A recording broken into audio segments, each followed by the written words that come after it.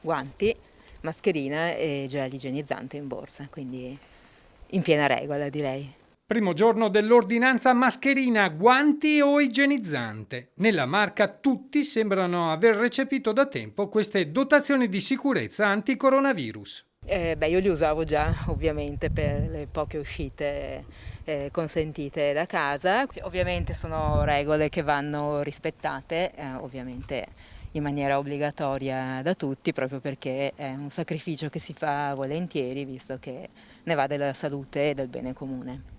Mi sto attenendo alle regole e spero che lo facciano tutti, perché se vogliamo andare avanti alla svelta è necessario che ci atteniamo e mi pare che gli italiani si stanno comportando piuttosto bene complessivamente. Fanno le leggi a salti, non so se sei d'accordo con me.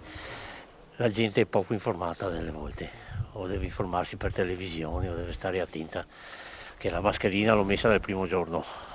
Sì, ci adattiamo, ci dobbiamo adattare e quindi ci atteniamo alle regole. Per uscire di casa bisogna proteggere se stessi e gli altri, nessuna deroga. Sono obbligatori e stiamo andando a comprarli, infatti, perché non eravamo senza. Anche i bambini lo sanno e si dimostrano degli esperti. Perché il virus può entrare da tutte le parti e ti mangia tutto il corpo se vuole. Per le strade sono meno le persone che usano i guanti, forse perché con loro hanno un igienizzante per le mani. Ma mi sono disinfettato e igienizzato le mani, come diceva Zaia.